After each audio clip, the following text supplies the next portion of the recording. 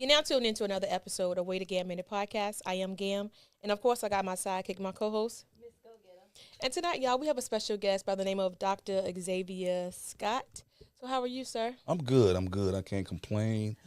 I appreciate you guys for having me on. No problem. Please introduce yourself to our viewers and listeners of Gam Minute. Well, like I said, my name is Dr. Xavier Scott. From southeastern Virginia. Lived in almost every city in the Tidewater area. So that's why I say I'm a Tidewater born and raised baby. I'm a down-to-earth guy. I'm not humble by no stretch of the imagination. At least you're honest. I'm never going to be humble. Because, again, if you think about the definition of humble, right? Uh-huh. When you read the definition of humble, Yep. it has low self-esteem in the definition. Exactly. It does. That's why I would never say I'm humble. That's when people say, you got to be humble. I'd be like, Nah, why? we're not doing that. We're going to be They say totally you telling confident. me to shut up. There you go. That's And pretty don't much- feel good about yourself. That's Yeah. exactly You what know, you're telling so me. yeah, so I'm just, like I said, I'm an individual that believes in himself, but I always put God first in everything I do. That's, So that's good. That's yeah, good. everything I do. So I took a little bit from you just then, you know what I'm saying, about humble. And yeah, I did. I have read that too or whatever. And Right. that was my understanding of it. But I never really looked at it Mm-hmm. the way that, you just really explained it. Right. So I'm going to stop being humble too. Yeah, you can, because Yeah. I'm no longer humble. right. I mean, like seriously, I like ain't going to be arrogant, but Yeah. it's a difference. It's to a being balance. humble. Yeah, Yeah. it is. it's a balance. It Because is. again, I just don't believe in, shortchanging yourself. Exactly. I don't believe in having yourself, just Dimming your light. you can't just dim your so light. Others can feel comfortable Right. with themselves. And if a person understands or don't understand your journey, it took a lot of work to get to where you are, to Right. become who you are. So there's no reason and no sense of the imagination that you're supposed to be shy away from that and, not be confident in who you are, because it took a lot to get to where you are right now. Right. So there's no low self-esteem type Yeah. of conversation at all that's going to happen, because, again, that's a definition of being humble. But Right. a lot of people don't understand because they don't want to learn. I Mm-hmm. call people lazy learners because it's right, and just Google it. Yeah. Once you Google the definition of humble, it's going to Yep. pop up and it's going to show you. And I never want to be associated with anything low self-esteem. Yeah. Exactly. So Low vibration. I'm with Got you it. on low that. vibrational, exactly. Yeah. I'm, Got it. I'm got definitely with Yeah, you on that's that. right. Mhm. So I know you said, where you're from and all that. Give us a little bit of history on, of who you are, because I know you just said about, about getting to where you are. So Right. build us up to, you went to school, and first of all, what type of kid were you growing up? So now, Be honest. Murrayville Hospital, that's where I was born. Okay. Portsmouth, Virginia. Everybody call it Murderview, but Portsmouth, Virginia, right? Mm-hmm. So then we went across the tunnel, grew up in a little bit in Bowling Park, then came back, grew up in KP. For the people that don't know what KP is, it's Academy Park. Yeah. Spent time from Academy Park to Washington Park. My grandma, Luberta, rest her soul, was the first resident in Washington Park when it was built. So it was back and forth. Then my parents split. Okay. Then once my parents split, we moved to Western Tidewater, to Franklin. And I graduated from Franklin High School, lived in Dorchester. After I graduated from Franklin High School, I was an athlete, basically. Mm-hmm. So that's basically my background in my early years. Okay. Gotcha. It's athletics, right? So I got a full scholarship, football scholarship to Hampton University, the real HU, as everybody knows. Yeah. I So, thought it was Howard. Yeah, so Wow. the Howard, we put a C in front of the old, but we the real HU. But after playing football at HU, had a great time there. I spent 3 seasons, 3 years there, and then I matriculated I played 1 year at Elizabeth City State University. Okay. So after Elizabeth City State University, I had a opportunity to play as an undrafted free agent for the Carolina Panthers. Okay. So like I said, I'm forever grateful to Coach John Fox. John Fox gave me the opportunity. Okay. Well, Coach Fox gave me the opportunity to be a part of that great organization, man, down in Charlotte, North Carolina. Still to this day, like I said, shout out to the Carolina Panthers, man, for taking a chance from a small HBCU kid and small high school kid such as myself. So Southeastern Virginia, John Fox had a clear understanding of who I am. You know, the background of who I am, where I come from. And like we was discussing earlier, you know, at the end of the day, a lot of people in the sports world, they just look at certain guys like Bubba Chuck and Mike Vick and Joe Smith like it was a unicorn. They, you know, a lot of people didn't really believe that it was from where we're from. Right. But it's a lot of talent here. And I tell people still to this day that there's a lot of talent here. So that's the early stages of who I am, as far as my athletic background. Okay. Yep. So you were at Franklin. Yeah. Yep. Yep. And I'm gonna tell you what's crazy how that happened. To Franklin. Yeah, I'm gonna tell you how that happened, right? So just going a little further. So we grew up on public housing. Okay. Because I just mentioned Bowling Park, Academy Park, Washington Park. Park. So we had vouchers back in the day. I don't know if they still do vouchers now, but we have. Yeah, they do. Yeah, we had vouchers. So with a voucher, you know, when my parents split, my mom wanted to move us away from Portsmouth, right? Because at the time, you know, my older brothers, my older cousins, that was during the time. Okay. You know what I mean? Right, gotcha. That was during the time. So she wanted to move us kind of further away from the Norfolk and Portsmouth scene. Okay. Right. So, because she was working at GE in Norfolk at the time, my pops was too. Like again, we was living in KP at the time. So, but we got a voucher when they split to move to another housing project that's called Dorchester. We didn't know where it was at the time, so, but we moved to Franklin because my mom was originally from North Carolina, by the way. But we had a couple family members there in the city of Franklin. So that's how we matriculated and landed in the city of Franklin. And again, Franklin took us in. Me and my brothers, me and my siblings, Franklin took us in like we were one of their own. And, yeah, still to this day, you know, we still claim Franklin. We'll never not say it. We still claim Dorchester, G5 to be exact. We'll never not say it because I think we'll be doing a small city like Franklin a disservice. Yeah. Because great things does come out of there. Just like a lot of people really don't understand, the great things come out of the city of Portsmouth too. You know, so even though, you know, cities get a lot of bad publicity, right? But great things come out of these environments. Right. And I'll never be ashamed, you know, to tell the world, still to this day, whatever accolades that I may have accumulated over the years, but I'll never be ashamed to tell the people across the globe that I come from very, very, very, very rough environments. But, you know, here I am. Yeah. Here I am. Wow. I didn't know Franklin was as big as it. I always thought Franklin was like one little street because, you know, when you on the highway, you just rolling through you 58. roll past it. Yeah, we just going through it. Yep. By the time you realize you already passed I'm already it. past. And then I ain't like the smell from there, so I would just be like, what the? IP? IP? Right. But the Shout out paper to company, IP. right? Yeah, Yep, paper company. International paper. Shout out to IP. That's Wow. IP. So, okay, so you did all that. You went to school. So you went from Hampton to Elizabeth City. So that was a big transition, right? It was a big transition, too, because Elizabeth City State, again, it's a smaller school than that Hampton is, even though it's an HBCU. But I went from D1 to D2 at the time. You know, so my mindset was, oh, man, what did I really get myself into? Because, again, for the people who's asking themselves, how did you go from Hampton to Elizabeth City State? I was about to ask you. Yep, I lost focus. Okay. I lost focus, right? So at the time, again, I'm throwing my own parties. I'm doing my own thing on the college campuses. So me worrying about football, constantly trying to get to the next level, right? Throwing parties. Now you're making your own money, a lot of it, right? At the early age, because again, remember, I come from an environment where you either had a jump shot or you know what I mean? You was in that. Yeah. So I wasn't in that. My brothers was, but I wasn't in that because I had a different focus. So again, I lost focus at Hampton. So Division I, academic eligibility standards, I dropped below it. Okay. So when I dropped below it, I was no longer eligible. Oh, gotcha. To play on, participate on the Division I level. So I had to go down to D2. Shout out to Coach Wright, who gave me a chance and opportunity to become a Viking down there and make an impact down in the city of Elizabeth City, right? So, again, I was Coach John Fox gave me an opportunity. He came and got me. Yeah. He sent a scout, but he didn't personally come get me, but he understood who I was and where I was from. Right. So right. he sent the scout to come get me. Oh, okay. Mhm.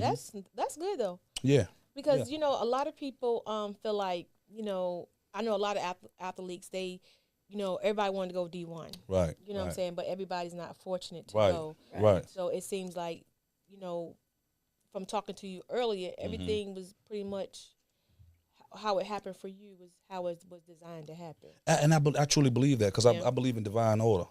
So I truly believe everything that went on during that time in my period in my life, through my journey, it was exactly that. It was a journey. So I embraced it. Yeah. You know, of course, you look at it as like, why at the particular time, but I embraced it because, again, it happened and it's supposed to happen that way. Right. I never looked at it any different. Right. You know what I mean? Okay, so you were there. You did your time at with the Panthers. So what was the transition from the Panthers to, you know, what was your next step after that? So again, remind you, I was, you know, doing parties and things like that while I was in school, right? After I got on as the Panthers undrafted free agent, I still had that mindset, right? Okay. So with me having that mindset, I already had an understanding of how to get some money outside of football. But I shouldn't, again, kids, understand this. Your plan A is your plan A. Don't ever have a plan B. And the reason why I say that, you know, you hear the same saying all of these years of you got to have something to fall back on. You got to have something to fall back on. Kids, I never believed in that. My plan A coming up was football, right? I sacrificed so much for the game that I loved, right? And what I mean by that is I didn't really go out to parties. I didn't really hang out in high school with a lot of people. You know, I have, you know, friends here and there or whatever, my close, you know, comrades or whatever, but, you know, have, you know, girlfriend or whatever, but I wasn't doing the traditional teenage stuff. Okay, gotcha. You know, I wasn't running around in the street. I wasn't doing mischievous things as a teenager like a lot of teenagers do, right? Because, again, early on I saw older siblings and their friends risk their life doing this stuff, go to federal prison, things of that nature, right? So I'm seeing all this firsthand. I know not to do that. Right. So I had to sacrifice my life to get to where I was going. What I mean by my life is no plan B. So I had to make sure that I did everything that I needed to do 3,000 degrees outside. I'm working out by myself. Gracious. You know, didn't drink soda, drinking, you know, IV drinks and water. My eating habits was where it needs to be. You know, I didn't eat fried foods at the time. I eat it now, though. I eat it now a little bit. But, you know, certain things I was so focused because I had the mindset at the time that I want this, like, more than I wanted to breathe. Oh, gotcha. You see what I'm saying? It was an obsession for me. So I wasn't in the mindset as far as, okay, I'm just doing this and let's just see what happens. I tell these kids all the time, if you're not obsessed with it, do something else. You got to be obsessed with it to make plan A work. You don't have time for plan B. Because once you start thinking, okay, I'm going to just do this to have something fall back on, plan A ain't going to work. Or you're not going to give everything that you need to give to plan A. So basically what you're saying is because at some point you end up having to have a plan B. So basically what you're saying, initially focus on plan A. Initially and focus on plan A. At least go for it as hard as you can. Absolutely. And then once you accomplish it, and it's time for you to move on from that, then come up with your plan B. Absolutely. Got you. Okay. Yep. Because, again, you start tricking your mind. You know, well, if this don't work, I just got this to fall back on. Right. Plan A is not going to work. Yeah.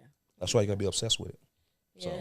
And a lot of it is definitely mental, though. Absolutely. If you know what I'm saying? If you're not mentally putting yourself there or thinking a certain way, then, yeah, you kind of like setting yourself up. You set yourself up for failure. Yeah. Because, like I said, again, I knew the street life wasn't anything that I wanted. Right. But, again, Bowling Park, KP, Washington Park, Dorchester, that's all you see. Right. It's the streets. That's all you see. As soon as you walk out on your stoop, that's all you see.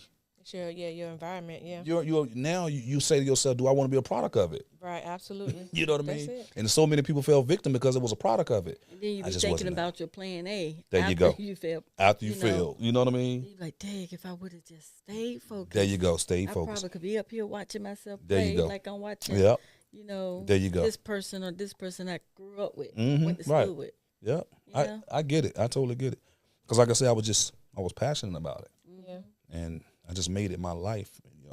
Me and my cousins and a couple of my, close homeboys, like, we all got scholarships for sports. Oh, that's good. That's who I hung with. Right, okay, gotcha. You know what I'm saying? Like I said, like, my older brothers, they was doing their thing. But see, it's not like that now.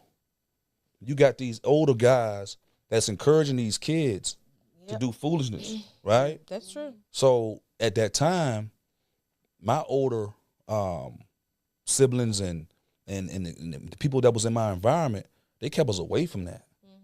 They was encouraging us. Hey, tonight, go out there, give me 4 touchdowns. I got $500 for you. I'm gonna get that $500. Right. I'm telling you right now. That's right. You gonna get what? $500? I ain't got nothing. Yeah. Yeah. You bought my cleats. You bought my basketball shoes. You mom and the streets gave me my school clothes money. Wow. I need that $500. Yeah. So it's incentive. It pushes you. Yeah. That's You right. see what I'm saying? Now these older guys, they take this weapon or whatever and go out and Yeah. That's the crazy. the wrong thing right incentive. there. I needed that $500. Yeah, look, I get it. And I know what you're talking about because I do remember. I remember that too. People that was doing whatever and they had the cash. They was encouraging. They encourage you. The younger ones Right. to go do better. Basically, Right. like if you go do such and such, Right. I give you this. give you this. But it had something to do with sports. There you go. It was like they was pushing. But now Yep. it's like these Yep. older ones now they just Yep. as simple minded as the Yep. youngest. Yeah, it is. And it's a tragedy to be honest with you. It is. It's a tragedy. And like I said, just not to harp on it again, but to be honest with you, when you come around, because again, you're a teenager, you got a curious mind. You know what I'm saying? So when I come around, me and my friends come around, the first thing man, what you doing here? Go, get away from it. Take this $20 or something. Just y'all go. And they'll get you away from what's going on. Exactly. But you curious as a teenager, right? Like, what y'all doing? Like, Right. let me see how y'all doing. Let me see what's going on. I see that bulge in your pocket. Let me see it. Pull the money out. Like, oh man, don't even think about it. Yeah.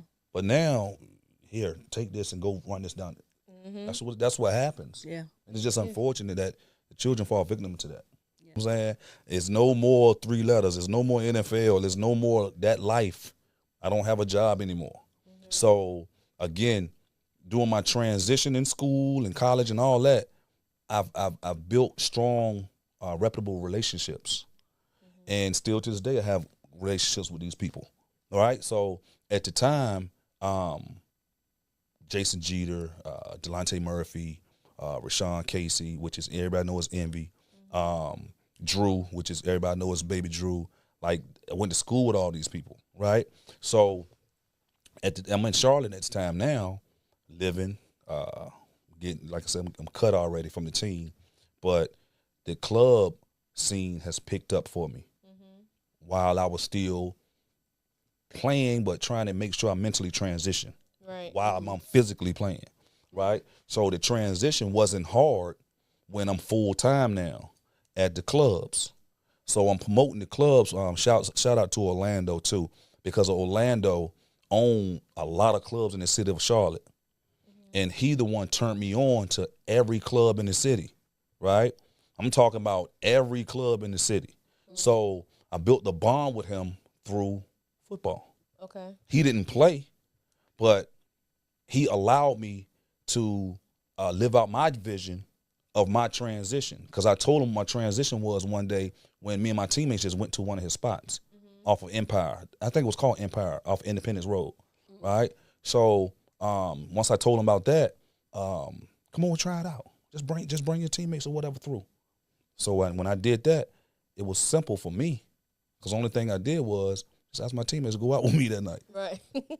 You know what I mean? So now I done stumbled over being a party promoter. So just so happened, again, that's why I always believe in execution. Yeah. I don't take nothing for granted. You know, everything happens for a reason. So once that happened, okay, now it's the birth of me being a party promoter. So then I started promoting parties full time at all of Orlando spots in the city. Because again, I'm not playing anymore. But the money was good in the club. The money was actually better than playing football. Because it was coming faster. Don't get me wrong, every Monday. Tax-free. Tax-free. The money Always make it better. we always make it better. So don't get me wrong. That Monday you get your check from the NFL. That's cool. Don't get me wrong. That is money. It's coming every 16 weeks of every year. Your money is coming, but that club money is coming Thursday, Friday, Saturday, Sunday. Right. And there's a lot of it. It looks a lot better. It looks a lot better. Yeah. So for me, I was like, this gonna be it. My next, transition as far as legitimizing my business, not just doing it as a hobby anymore. So that's how that happened. What's up, family? Thank you for tuning in to another episode of Gam and Mz Podcast. If you haven't done so already, please hit that subscribe button on our YouTube channel. Hit that notification button as well. So when we drop a new episode, you'll be first to know. Stay tuned to all things Gam and Mz. Okay, so stay right there. You said something about relationships. How important do you think relationships are, like building them? I think, like I said, I think relationships are more valuable than money. Because, again, relationships last longer than money. Yeah, they do. The good book, the Bible says, a fool and his money shall soon part. And I truly believe in that because we've seen a lot of people hit lottery, go broke. And the data says 80% of athletes go broke. And we're talking guys that made over $100 million. You don't have nothing, right? Yeah. So, but your relationships are priceless. It's valuable. It is. And people don't, I think people need to cherish it and value relationships a little more. Yeah. But relationships are I think it's way more important than money because, again, you can utilize your relationships longer and more than your dollar. Yeah, because like they say, your net worth is your net worth. I agree with that. And a lot of people don't want to. I ain't gonna say want, but some people will tell you your money ain't no good here. Yeah. I saw a clip one time on the internet where Oprah was traveling. And Oprah, we already know who that is. Yeah. Oprah was traveling, and she went to some restaurant, tried to go get something to eat, and the people didn't let her in. They didn't care about who you was. Your status and all that. Your money don't work. It's no good here. Yeah.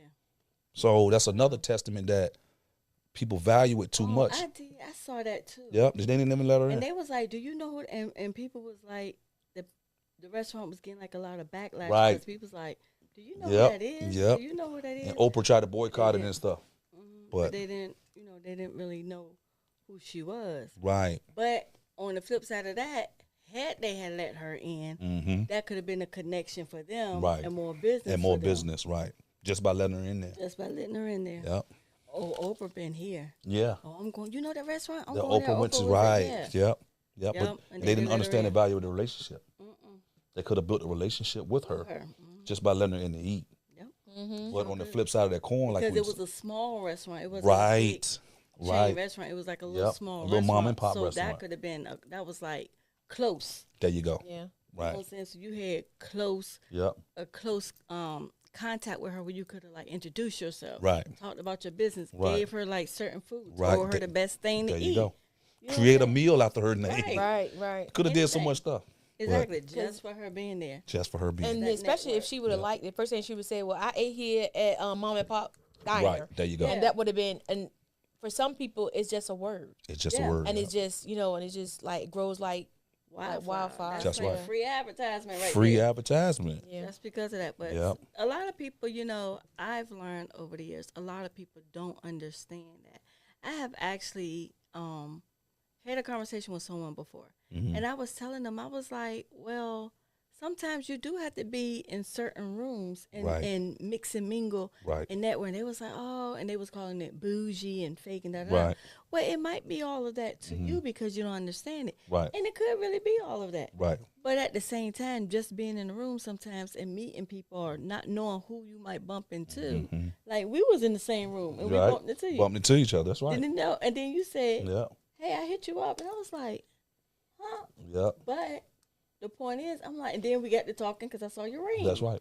You know. That's right. Now look, you're here. Now we're here together. So we've been laughing the whole time. The whole time. That's right. Like we've been knowing each other all our lives. Right. Yep. And I had no idea you had, you had so many businesses. I had no idea you did NFL. You had a PhD. I had no idea of none of that. Yep. We just was at the same event.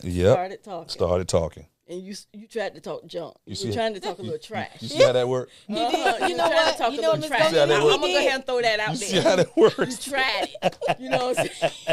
He did. You see how that works? So, and that's what I'm saying. You just don't know the relationships that you can build just by being in a room with a person. And, and then where that can take you or where you might can take them. Exactly. Because that's what it's all about at the end of the day. About. That's what it's all about. You might miss your opportunity. Yeah, absolutely. Because it might be something you're trying to do and you just don't know how. Right. That person might be the key. That person that was sent for to tell you how. Absolutely. Let people do what they're good at. Yeah. They're good at it. Let them do it. Yeah. Because I ain't good at all that. Let them do it. That's let them do it. People. I gotta go get my hair done because I ain't good at sitting at home trying to do it myself. That's right. Let them do it. Let people do what they're good at. Everybody had their own talent, their own skill, their own gift. I'm gonna let you use it, honey. Let them do it. Let them do it. Yeah, absolutely. So how did you transition from Charlotte to back to Virginia? So now, again, I matriculated my party promotion company to a management company. Okay. So my management company now, I understood now from bringing talent into the clubs in the city of Charlotte. Now I understand how to book talent. So now I know both sides. I know how to operate it from a club standpoint, and I know how to book talent from a booking standpoint, right? So now I'm building up more relationships as you go. So as I went, I understand now how a manager thinks. I understand how contracts work. I understand how riders operate. So I'm looking at all these things. So I'm learning how managers operate now too. Gotcha. So it's all coming along together, right? So now moving forward, I said, well, let me start, rewind. I got approached by managing an artist. He's actually from Portsmouth, Kenny Ray. It's Nicole's brother, right? Okay. So I started managing Kenny Ray at the time. Then that went to Mad Pike Miles. That was the first R&B artist signed to Maybach Music and Rick Ross. Then that went to Ray Lavender, the R&B artist that was signed to Convict Music with Akon and Boo. Then that went to Andre Cross. And then, so it just kept going. Now I'm full-fledged management company, right? And that was by default too.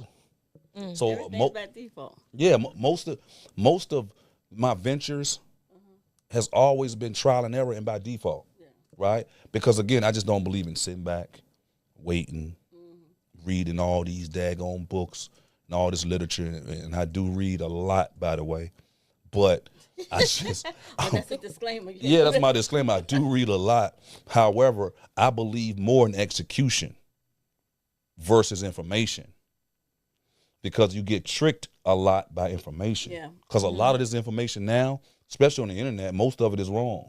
Yeah. And most of it is designed to sell you something. So that's why I really don't buy into a lot of information.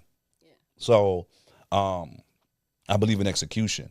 So the management company, I'm full-fledged now. Now I said, okay, let me move back to Virginia, right? So when we moved back to Virginia, again, still have my management company. Now that's matriculated into a subdivision of a record company. Now I have Trillville. That was my first act on the my record company. Trillville was a multi-platinum artist, signed with Lil Jon and BME, Universal, and all that stuff. The first single, Never Ever, that was under our company. Never Ever. Yep, ever. Get on my level. Yeah. So that was us.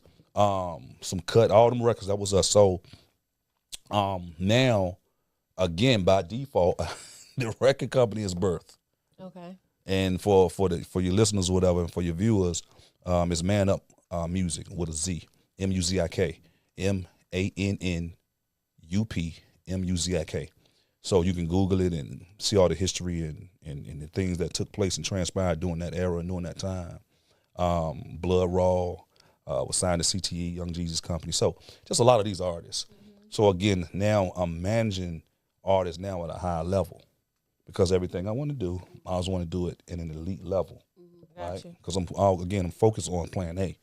Now this is my plan A now. Right. Oh, yeah, right. There's no more plan B because I don't believe in plan B. I just focus on plan A. Just that plan A, your original plan A faded out. Original plan A faded out. Now close that book. Right. Then I got another plan A. Right. You know what I mean? So then that's basically how I landed back in Virginia. And another way I landed back in Virginia also too, because my cousin Greg Scott was at the time was playing for the Cincinnati Bengals. So when he was playing for the Bengals, we still was in communication or whatever. And I was co-managing him and his NFL career during the time he was with the Bengals too. Okay. Right? Because again, who's better to make sure you're taking care of like your family member and also a person who's been in your shoes. Yeah. Now as a person of business, I can take you where you need to go. Right. So now I'm managing him, co-managing him along with his agent, Ray Savage. Shouts out to Ray at the time when he was playing for the Bengals. But at that time, Gary Singleton, rest his soul, was head of security at that time. And he was feeding at-risk youth at that time. So he was beating Greg's head about it. Greg was calling me about it. So we always vowed to ourselves, whoever retired or got released first, we're going to come back home and give back to the community, which gave us so much, which is the 757 area, which is Tidewater, Virginia, which is Southeastern Virginia, whatever, Hampton Roads, whatever you want to call it, because there's a lot of names. Okay. So I moved back home first, right? Then he moved back home next, and that was the birth of Cover 3 Foundation, which is our nonprofit. So that's what led us back to the state of Virginia. Okay. And then the nonprofit does what? Well, it's a after-school program, and our organization is youth-based. It's called Cover 3 Foundation. We feed healthy snacks and meals to all of Central Virginia and Tidewater area kids for the last 15 years. We've fed over 3.5 million healthy meals and snacks to our area's at-risk youth. So that was a vow of ours also to give back to the community. Okay, and that came from the help of the other guy. Yeah, Gary Singleton. He's passed on now. He's watching over our program as we speak. So he gave us the tools that we needed. And again, tools without execution don't mean nothing. Right, exactly. So that's why I always tell people, execution is more important than information. He gave us the information, so guess what? We had all the information, and we could have just sat on it. That's true. But once he gave us the information, we took notes, and we had to execute it. Okay. So 15 and years that's how later. You started. Yep, 15 years later, here we program. are. Yep. Okay, and do you know whether or not the program that he had going on in Cincinnati is still going on? No, it's defunct now, and it's folded. His wife was actually overseeing it for a while, but she's no longer doing it. It was called Peace in the Streets. Okay. And his Peace in the Streets program did the same thing again, but he gave us the tools. Yeah. But you know what's crazy about how life works? Again, he had no idea that we was going to carry on his legacy. Right. In a whole nother state. He had no idea that we was going to be the ones to carry his legacy on. And you think you know what? But maybe he did. Maybe that's why he kept beating your cousin in the head about it. That's true. Your cousin picked up the phone and called you about it. That's true. Because on the road, he probably knew. Right. Like, you never know. Knew without knowing. That's true. But it could have been an assignment of his. On the road, on away games, they was roommates. So he was always just beat his head in about it. Yeah. So then again, he used to tell me about it. But one thing about me, I see things. Okay. I can be riding down the road and I just see things. I'm a visionary. Okay. I see it. You know what I mean? Like, I don't fall asleep and dream about it like the movies. I can be sitting in the barbershop or something, and I can see it. Yeah. Then I want to go execute it. And that's how simple it is for me. And that's actually good, which a lot of people don't have that pleasure. You know what I'm saying? Like, it's not given to everyone. But with that being said, that can seem like it could be so much pressure, though. Yeah. Or is it not pressure for you? If you see something, you be like, oh, I got to go execute it. Because that means if you see stuff, you might, you might see 5 or 6 things. So that means Right. you're trying to juggle 5 or 6 things Right. at one time. Whereas me, I'm like, maybe I could do 2. Right, You like right. 5 or 6 is Right. cool with you. Yeah, because again, I've conditioned myself to perform at a high level under pressure. Gotcha. I get high off of that. Like, I'm not a smoker and stuff like that. I get high off of success. I get high off of you telling me I can't do something. I get high off of a situation might be baffling for somebody else, but I'm gonna make this thing work and it's gonna shine. It's gonna spark the whole city up. That's what I get really excited. I believe you because I just saw his mouth turn and then he was like, "Yeah, try if you want to." Yeah, I'm gonna show I'm gonna you. show you. Tell me this not gonna happen. Yeah, I get high off of that. I can feel it. I love it. I can feel it. Yeah. It's just my competitive nature too, because again, it's like in sports, if a person line up across from you, right, and he's already convicted in his spirit that he's gonna stop and shut you down, but I got to be convicted just as much as him. Right. Because I know where I'm trying to go with this ball that we're throwing and tackling and catching, right? So I got to have a clear understanding. That'll never happen. You may be convicted in your spirit, right, but that'll never happen. So that's how I feel about your spirit is leading you wrong. it's leading you wrong. yeah. Jump off that river, but but it just was. I just always believe. I just like pressure because it doesn't faze me. I think in any environment, you can put me on this planet, I'm gonna always be successful. Yeah. Because I've been in a lot of environments I feel that way too. that I'm always normal. I'm comfortable. Even on vacation, I'm like, I can live here. It's not a vacation to me. Vacations to me never feel like vacation. Me either. If that makes sense. Everywhere I go outside of here, I feel like I can stay. Right. I'm like, oh, I can stay right here. I can live here. I don't even have to go anywhere. See, and me, I'd be like, oh, it's time to go home. Me, I'd be like, After a while, I'm like, Right. yeah, I done seen Conquer. Time to go home. That's my daughter right there, boy. Yeah. It's like, I don't want to go anymore. I'm tired. I've been walking all day. Yeah. I'm like, all right, we got a little bit more to go. We got 2 more weeks. Oh my gracious. Yeah, that's definitely me. I'm like, I'm ready to go home and get in my bed. Like, Right, I'm ready right. to go, Yeah. So that's why I don't mind going places, but then, Yeah. be trying to get back home. Right. See, I don't. I'd be like, oh, I can stay here. Oh, well, maybe this is my bed. If I say I'm staying here, then yep. this is my bed. I'm gonna be here, Right. and I'm gonna build a life right here. Wow. See, but that's a good thing. So you guys, you know that and you acknowledge that, and that's what it is for you. So Right. That's actually cool. Right. So we are now you're doing so much in such a short period of time if you really think about it. Right. Even though life is going by, extremely fast. Mm-hmm. But it seems like just talking to you for the last, it seems like umpteen hours. I know, right? But you are very, you're very headstrong. Right. Which I can see, because like I said, from talking to you, you said you do public speaking and motivational speaking. Yeah. Which it all lines up. How did you get into public speaking and motivational speaking? Accident again.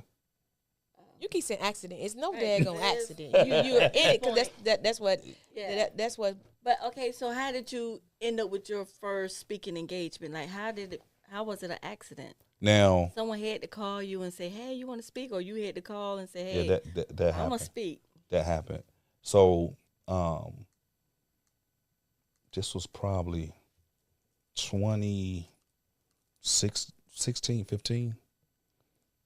I was granted the opportunity to come speak for some kids, right? So from that moment to see the attention from the children, to see the capacity of the room in full focus, that told me in that moment that this may be a calling for me, right? So from that moment, I took it serious from that moment. Now, I took a break from speaking in the public, right? Because I had to accomplish other things at the time. But now I, picked it back up. I'm actually going to be in the Gaylord in Maryland on the 1st. What's that, Saturday? Mm-hmm. So this Saturday. So if anybody in that Maryland area, whatever. But that's for me, it's satisfying for me. It makes my spirit move. And then ultimately, I want to make the spirit move in the room. Right? If that makes sense. Are you preaching? No, I'm not. Oh. Nowhere near. God's still working on me. And I'm never ashamed to say that. God is still working on me. So I'm not preaching. Okay. No stretch of the imagination. But I just try to, put positive energy out there. And I like to say and teach what I know. And I know execution very well. And I mastered the art of execution. Right? Okay. Because the thing of execution people don't understand is everybody has that in them. But the first thing you got to take away from yourself is fear. Because fear is not real. It really does not exist. But what happens is people give fear so much power. And when you give fear all that power, it takes power of yourself. Yeah. You got to jump. You got to leap. So that's my whole thing with my public speaking. If anybody wants to have an opportunity to, have a conversation with me, I'm always willing, right? I'm always open. I always tell people I'm an open book. You can ask me whatever. I'm not going to lie to you. Right. I'm not going to hide nothing from people. I'm not going to sugarcoat nothing. Whatever it is, it's going to be, right? Yeah. So it's a lot of situations in elite, I won't even say circles, in elite conversations, right? That people sometimes be ashamed of who they are and where they come from. That's why I'm never going to hide who I am. Yeah. That's a part of my legacy. That's a part of my journey, right? So I'm never going to be ashamed to say, we grew up a little bit in KP or Dorchester. I'm never going to be ashamed of that. Yeah, that's part of my journey because I want to inspire the next generation. That's it. You can do whatever you want to do, but you got to understand the power of execution because you got to execute every thought. Because that's where it starts at. Yeah, that's a mere thought, yeah. Everything you see that's conceived, let's just say all these cameras and lights, it was all from a thought. Yeah. Microphones, it was all from a thought. These fabrics that we have on these garments, it was all from a thought. Yeah. That's where it was derived from a thought. That's the genesis of it. Right. It's the thought, right? So you just got to pull that thought and execute that thought. And don't be scared of it. But people are so scared of that thought. You know what? Yeah, you're absolutely true. And I think that's the hardest part.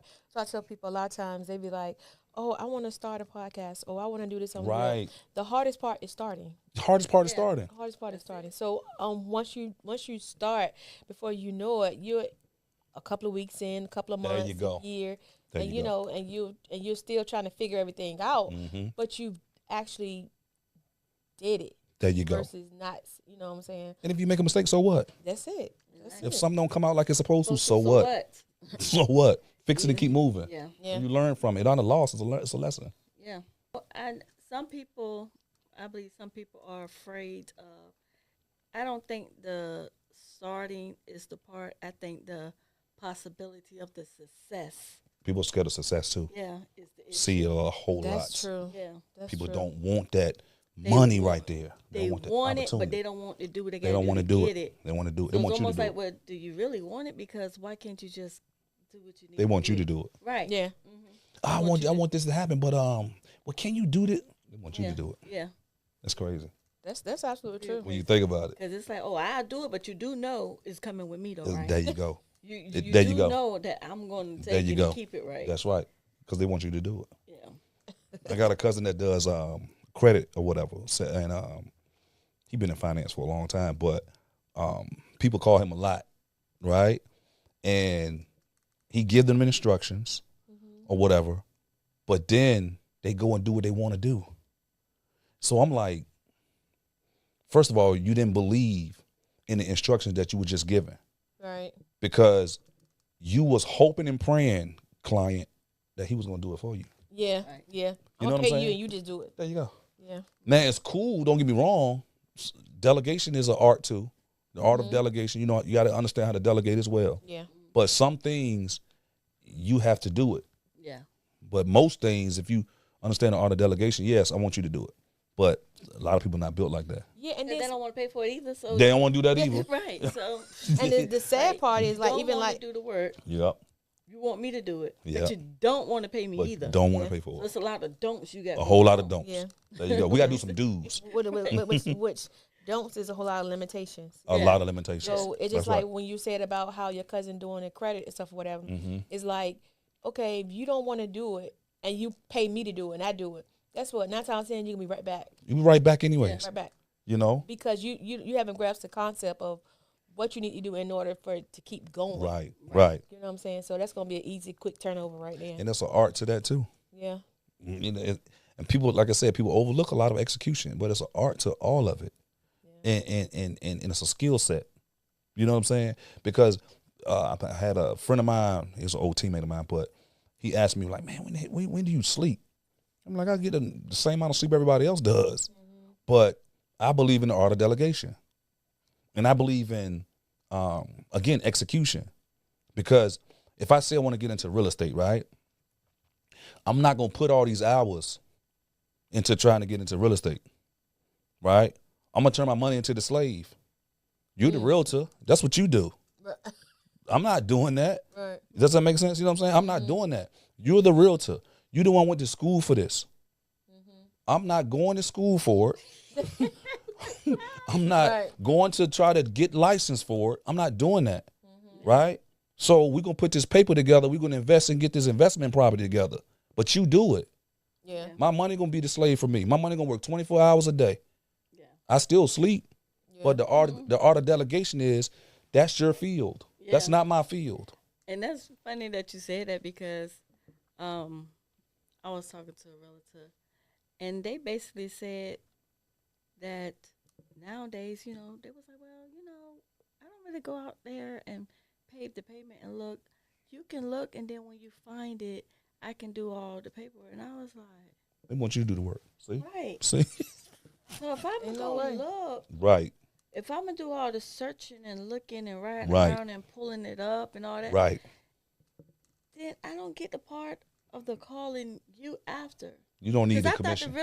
Because I thought the realtor was the one that actually find the place. There you go. Show you the places. I found something. You supposed to be telling me that.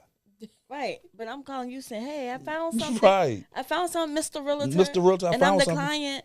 What? Hey, can you do the paperwork for me? Right. Because I can't do the paperwork. So y'all only taking the class now and getting licensed just to do paperwork? Because, technically I can do the paperwork myself, It's crazy. Too. It's crazy. Technically, you can do the paperwork, too. Right. But it's crazy. Because I'm going to tell you my experience. And from you saying that, right? So, me and my wife had to get the property. Well, find the land, because we built on the land. Find the land. Find the builder. Find the broker. So what you here for? The finance broker? Right. What you here for? So what the realtor do? What did you here for? Why you need a commission? I'm not going to call his name, but what are you doing? So we going to figure that other part out. I appreciate your services for whatever you thought you did, but thank you. Yeah. What we doing? Because, technically, a realtor need license really to sell. That's all they are. They're salespeople. Because you and I can do a real estate transaction. No knock on the realtors. I'm sorry. No knock on the realtors, but just being realistic. Just being realistic, yeah. We can really technically do the transaction of sales ourselves. And you can build a house yourself. Right. So you really don't need the realtor. So if I do choose to get one, and a realtor really is the person to do the legwork, so you won't have to do it. So if you're telling me to do the legwork, I'm not understanding. I don't get it. Yeah. But it happens a lot. It happens a lot. Shouts out to y'all, but it does.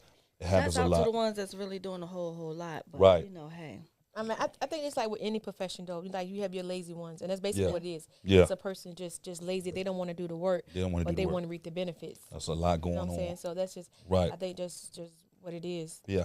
Especially the era that we're living in. Yeah. Everybody want to be like, oh, I'm a realtor. I want to go to school. But nobody, to me, looking at them, they're like hustlers. Well, they should be. Right. But if they only make like money, I said, if you got some lazy ones who want you to go you do it and all that. You find this, find that, then call me. No. Yeah, that's what it is. No. So what would you say to someone who they're young and I'll say like probably in their mid-30s or whatever, and they're kind of unsure of where they want to go? They know they want to be an entrepreneur. Okay. They know they want to be a serial entrepreneur. Right. But they don't know, where to start. What would you say to them to give them some type of advice to encourage them that being a serial entrepreneur is where they should be. Entrepreneur, but they don't know what they want to do. Yeah, because like now people be like, I don't want to work for nobody. I want to own my own business. Right. I want to do this. I want to do that. What they want to do. So, what you say. Yeah, right, exactly. So I always say to that question, that's a great question too. But like I always tell people, at the end of the day, you got to be serious about what you want to get involved with. That's the first thing. Digest that first. How serious are you about being an entrepreneur? Because a lot of people out here fooling themselves. A lot of people out here just want to make themselves believe that they're entrepreneurs, right? A lot of people want to make themselves, their spirit get happy. Because if emotions are too high, the logic is very low. People really, really ride off emotions. So that's why they make themselves believe, I want to be an entrepreneur. But once you get over that hump and say, okay, I'm going to be serious about becoming an entrepreneur or a serial entrepreneur, then you just got to execute whatever your vision is, right? And I always tell people at the end of the day, my vision is my vision. Your vision is your vision, right? I'm not going to sell you a course on this is how you become successful in entrepreneurship, because it doesn't exist. My vision is my vision. Your vision is your vision. Whenever you can come up with that vision, you have to put your feet on the ground and execute it, right? It's sort of like back in the day when your folks tell you, yo, get out here and find your way. It's kind of similar to the same thing. You got to get out here, put your feet on the ground, and find your way in that industry. Whatever that industry is, real estate, cars, homes, music, athletics, whatever that industry is, put your feet on the ground and navigate through it, right? But you got to make sure that execution is your top priority. Execution is your top priority. You can sit and retain all this information all you want, but if you don't have the wherewithal to execute, it's not going to happen.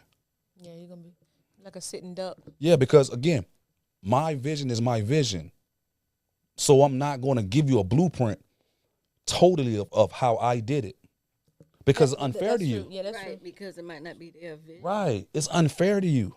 The way I became successful may not be the way that you're going to obtain your success. Right, because basically if you give them your blueprint, basically what you're telling them to execute your vision. My vision. And it's not going to work for them. See what I'm saying? Your vision is your vision. So once you tell yourself your vision, give yourself them instructions, go out there and execute it.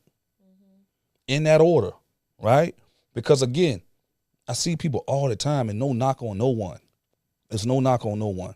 But at the end of the day, if a person is saying that they're a real estate tycoon, right? But then you find out later that they really don't have a lot of real estate.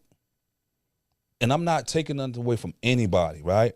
But I'm just looking at a situation, right? And for an example, you might have an individual that have 15, 20 properties, right?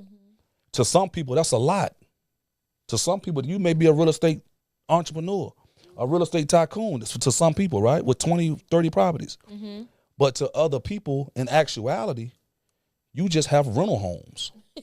Yeah. I'm not trying, you know what I mean? Yeah. And please, I don't want the viewers to take this as a slight to nobody. I'm just telling you from my experience, not nobody else's experience, but my experience. Because I know a lot of people that have 15, 20, 30 properties, but they're not trying to sell you a course. Right, yeah. You see what I'm saying? So what happens is a person that have a 10, 15, 20 properties, maybe 30, they're getting out here selling people courses. And they're selling people a dream of becoming a real estate tycoon. But you're not a real estate tycoon with 20, 30 properties. Right. It doesn't work like that, right? You're a real estate tycoon when you become a developer. You just develop the whole east side of Harlem. You develop the whole Sandbridge area in Virginia Beach. That's a tycoon. Yeah. You know what I mean? You got billions and billions of dollars in your portfolio. That's a tycoon. Yeah. 30 properties, you're not a tycoon. Right. I'm not trying to be funny, and I'm not trying to be facetious about it, but that's what happens all of the time. And you're making a great living with your 15, 20, 30 properties. You're making a great living. Yeah. But stop selling these people that you're a real estate tycoon, because it doesn't happen like that. Everybody doing, what are they called? Empowerment conferences. Right. Right. Oh, check out my ebook. Right. Oh, I can show you how to do this, but you paying registration fees. That's what these people getting rich off of, the registration fees. And it's like, no knock on you. Like, you doing a business conference. Well, how's your business actually doing? That's what you ask yourself. And it's like, but your business not doing too good. That's what you ask yourself. That's what you. That's what people act. That's what you got to ask yourself. I really want to see it. Because you setting people up. You acting like you're giving them this formula, but you setting them up because the formula is not even working for you, and it's your formula. Yep, but it happens all the time. People paying for registration to go sit and listen to people, or go to these conferences. Right. And then it's kind of hard to tell the real from the fake. So I just don't go to no. And from when you saying that, and I tell people too, early on it made sense because you're trying to get your feet wet and you're trying to see what it's about, right? But once you realize it's all a strategy and a game to create another stream of income, then you was like, okay, I'm done with it. I ain't going to that. Right.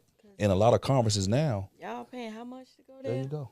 $2,000, $3,500. And they talking about what? Yep. Well, exactly what are they doing for that? Yep. Like, what are they doing themselves in their own life? Yep. That's the way I look at it. Because when I be seeing people doing the first thing I do, I go stroll and start looking. Yep. You charging for what? And you there doing you go. what? There you go. And a lot of times too is the speaker. That's how they make their living too. When they get their booking fees, they travel the United States getting their booking fees. Come there and talk and they tell you that they're a real estate tycoon. Yeah. But a lot of their money is coming from their booking fee. Yeah. It's unfortunate. I'm sorry, guys, for giving away the game. My bad. I don't mean to mess up nobody's hustle.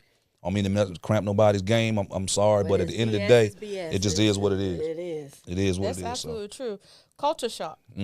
What? Explain to us, what is that? So the Culture Shock is a multimedia company, and the Culture Shock is basically the whole foundation and the root of Culture Shock. Whatever we do and whatever we present to the public, we want to be a total shock to culture. We want to go against the grain. We want to partner ourselves with culture shocking individuals, culture shocking entities like yourselves. We'll wait a damn minute. So that's the gist of the Culture Shock. We have a couple films out in the marketplace right now. Our Daily Bread, which is the full-length documentary of the story of Greg Scott. We have Kill Devil Hills. Shouts out to my brother Stanley Autry and Butch, the co-executive producers and producers. I'm an associate producer of that. We have a podcast also. Just go to YouTube and type in Culture Shock with a K, and it'll pop up. So we just look to continue building in the media space with Culture Shock. Right. Because, again, we just trying to do things to constantly push the needle. We don't want to do anything to the norm. For an example, I have a good friend that's selling a lot of real estate in Atlanta, right? So he was like, I want to, get on his show or whatever, or want y'all to do like a small short of my journey in real estate, which is fine, But at the end of the day, my thing is this. It's Culture Shock for a reason. It's a lot of people selling real estate. Yeah. There's nothing shocking about culture about that. Yeah. I love you, though. Yeah. You know what I mean? Yeah. Right. I love you, though. Like, I'm being honest with you. Like, I love you, man. Yeah. But I live my life on truth. Yeah. Your feelings, like I said, when your emotions are high, your logic is low. Yeah. So you're selling a lot of units. You're doing well for yourself. Don't get me wrong, you're selling a lot of units in Atlanta. But there's nothing about selling units shocking culture. Now, and I give him an example. I said, now, if you even get them TV shows that say, there you go, selling Atlanta, selling Tampa Bay, selling LA, right? It's nothing selling Malibu. It's nothing culturally shocking about that. Yeah, it's normal, right? But let's say if you are rehabbing single family homes, putting the homeless into them, that's shocking culture. And also you're into real estate. You know what I'm saying? So that's the whole focus on what we're doing with Culture Shock. Now, again, no disrespect to anybody, again, but you have to be able to shock culture. And you have to be shocking culture currently in whatever your endeavors are. So, yeah. shock. Yeah, with the K. With the K. Okay. With the K. I like that. I like the whole concept. Like, thank you. Definitely. So if you could write something, if you could do a movie right now, just throwing it out there, right? You do a documentary, right, or something right now, right? And you would incorporate Wait Again Minute. What will your initial thoughts be? So it's crazy because, like I said, I'm a visionary. Just that question, just the results of it that fast, right? So, 2 strong women, right? That's always have an aspiration of being strong pillars in the community. Always have thoughts of giving back to their community, sharing their goals, dreams, and their tools with the community also, right? And ultimately inspiring young girls to become whoever y'all are right now, right? And then, of course, you put some dramatization to it, add some things like that in it. But that'll be the core principles of a film, of a documentary, of a story, such as yourselves. So I'm a visionary. Right. Tell me one time and I got it. Will we be a movie or would we be a reality show? It wouldn't be a reality show because I'm going to tell you why. Definitely not a reality show. Yeah, because it's like, for me, it's like that space, it's not even taken serious, if that makes sense.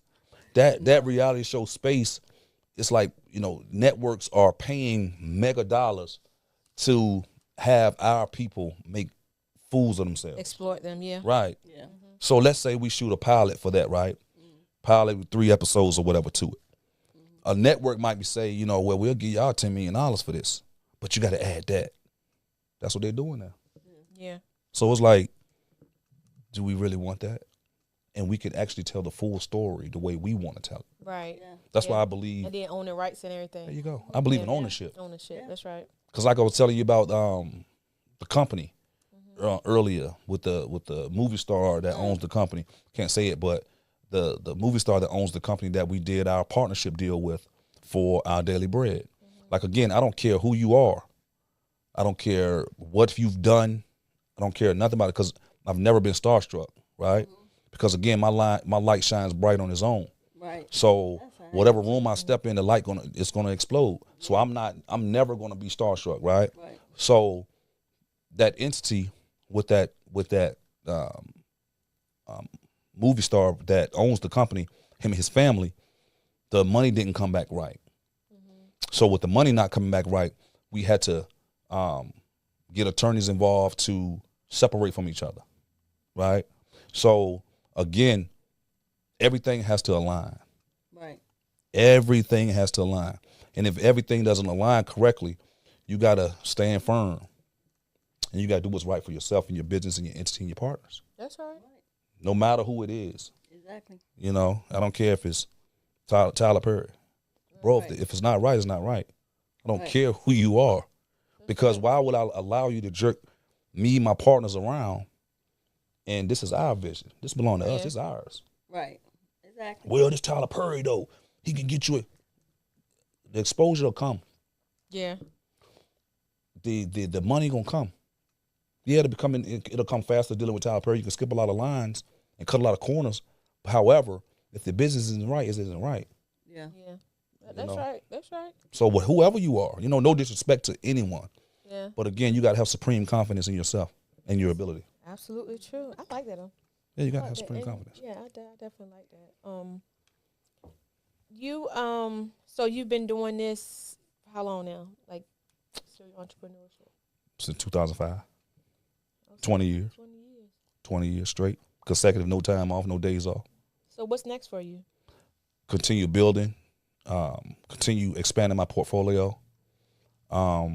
Continue to give back. Become a better version of myself every single day. I'm always trying to build myself into a better human being. I'm constantly reinventing myself, constantly. And like I always tell people, people who've known me growing up, you got to re-meet me. Right. You got to meet me all over again. Man, I know him from such and such. That's not who I am. Right. So you have to re-meet me, right? Does that make sense? Yeah, it does. So it does. I had to meet the new you. Yeah, you have to re-meet me all over again, right? That's you know, I self-published my mother's book. I self-published my brother's book. I'm going to self-publish my book because, again, I believe in ownership. You know, I'll do a partnership with whoever. It doesn't matter. As long as the business is right. If the business isn't right, I don't care who you are, once again. Cut them off. I got to go. The business isn't right. It's just not right. So that's going to be, you know, a key piece of my future, right? I want to share. I believe in that. You know, whatever it is. If I'm eating off my plate and we all partners, we all going to eat off of it too. Right. I don't believe in I. There's no I in team, never. I believe in the power of we. That. You know what I mean? Definitely no I in team. There's no I in team, so I just don't believe in that concept. Are. Exactly. I don't care how slow you are. There's no I in team, you know. So I just look at it for that, but continuous growth. You know what I mean? Continue knocking down barriers. Continue making little young children, boys and girls, believe that coming from my circumstances and coming from my background, that you can become Superman and Superwoman. You know, that's my whole, I'm not going to say goal, but that's one of my goals. And you can become whoever you are on this planet, whoever you want to be on this planet. Anything that you set your mind to, I always believe that you can make it happen. Right. Anything manifesting the genesis of your thoughts, that's who you become. You know, it just, again, look at the pyramids. Yeah. It's in the center of the earth. That's with no technology, with no machinery. Yeah. In the center of the globe, not in the center of Egypt, the center of the earth. Wow. So just imagine the power of thought. Yeah. That's why I don't. If a person tell me I can't do that, I get so high off that.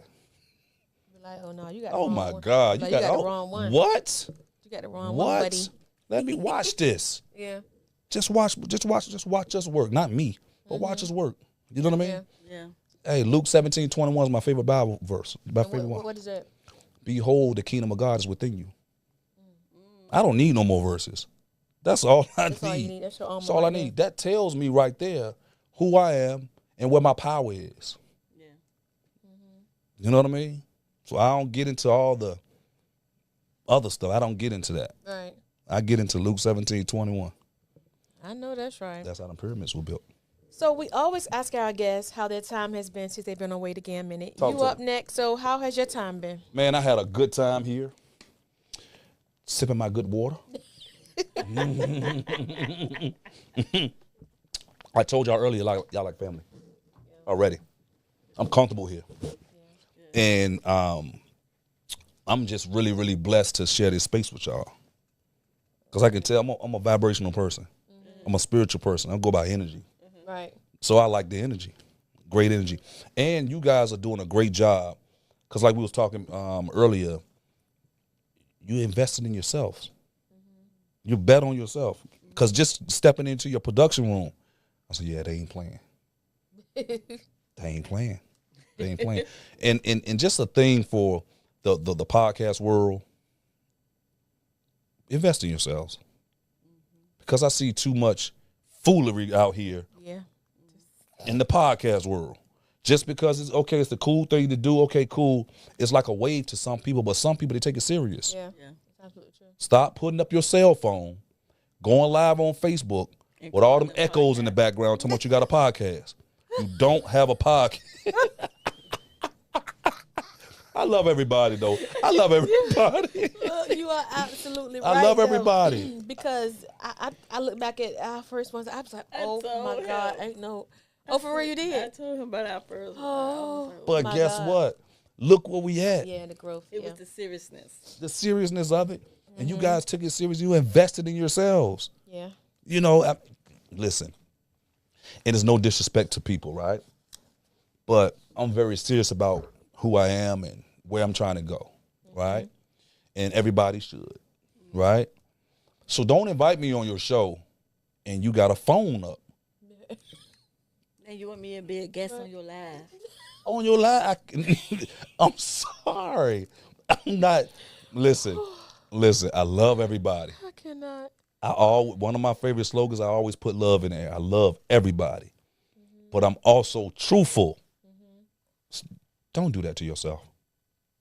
Because listen, people who are serious about certain things in life, they might be offended. Just starting. Get offended. They might be just starting and have to put the phone up, but their cameras on the way. Now that's true because it does happen, right? So a person will show up when your cameras arrive.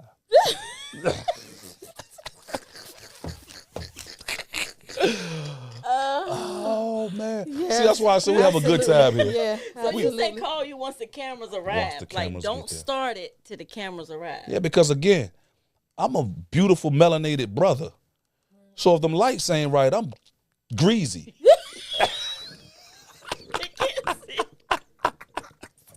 Like I told y'all we was gonna have a good time. Some old greasy chicken. Yes, I don't want to be oily on nobody's black room. Right. And I love wearing black. One of my red is my favorite color, but black is my number 2. Oh yeah. I don't want to be greasy and black on your dark room, echoing. I want my voice to sound full. Right. And I want some lights on my melanated skin. Yeah. Don't do me dirty like that. They're gonna end up setting you up like that. They're gonna set you up. Then you walk in there, you like, oh my God, I'm done. Mm-hmm. Go in there and give me some napkins real quick so I can wipe my face. That's true. That's absolutely true, though. I'm a dark melanated brother, man. Go get me some napkins real quick, because I'm shiny, bro. I'm shiny, yeah.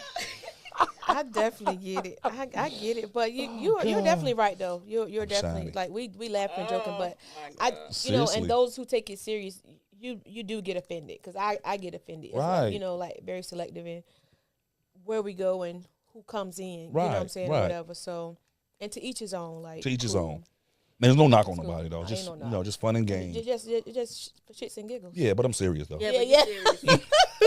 But I'm serious though. Like, I'm serious. I'm playing, but I'm for real. I'm playing, but I'm so for real. Serious. Yeah. I mean, because I wouldn't do it. I wouldn't invite y'all on the culture shop. Right. Knowing I'm not ready. Right. Yeah. I'm gonna get my stuff built up. I'm gonna get my paper up. I'm gonna invest it correctly in the correct tools. Then you can come on. Mm-hmm. But I'm not gonna invite you in there. And I got a phone in a dark room. Yeah. And a big echo, like I'm in a bathroom. Yeah. Or a house with nothing in it. With nothing in there. Mm-hmm. You know? Nah. The neighbors, you can hear them through the sound. Yeah. Oh my God. I have enjoyed our conversation though. Like me too. I've learned a lot and like, your energy is I try. Yeah, I try. Is really important. It made the interview actually even I appreciate it. It flowed. Right. You know what I'm saying? I really do. So right. We definitely appreciate you stopping by. No problem. Let's go get any final words. You I knew I was gonna get you because you was looking at me. Some final words. Final word. I'm gonna cut the camera on you and you're gonna give us our final words. Good night.